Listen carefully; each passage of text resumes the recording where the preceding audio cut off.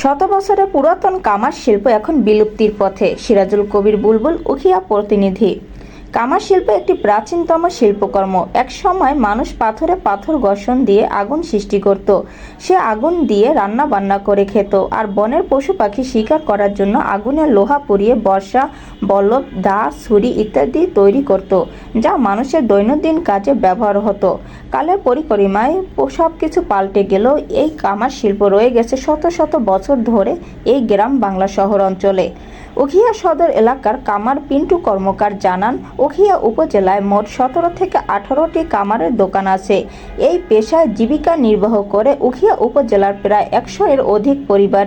তাদের একমাত্র আয়ের উৎস হলো কামার শিল্প। বছরে 2টি মৌসুম, কোরবানি ও ধান কাটা, এই 2 মৌসুমে মোটামুটি বেচাকেনা হয়। বাকি সারা বছর তাদের একদম করুণ অবস্থা। তিনি জানান, এই সময় সংসার চালাতে আমাদের রীতিমতো হিমশিম খেতে হয়। আমাদের কোনো সংগঠন বা সমিতি নেই। সরকার যদি আমাদের দিকে একটু সুদৃষ্টি দিত, তাহলে আমাদের উখিয়ার অসচ্ছল কামার পরিবারগুলো সামান্যতম হলেও উপকার পেত। দূর হতো দারিদ্র্য, ফিরে পেতাম সুখী জীবন। আমরা কামার, আমরা গায়ের ঘাম ঝরিয়ে কষ্ট করে খাই। আমরা এই দেশের মানুষ, এই দেশের সম্পদ। সরকারি পৃষ্ঠপোষকতা পেলে আমাদের এই কর্ম উন্নত শিল্পে পরিণত হবে, ফিরে পাবে একদিন আদি ঐতিহ্য।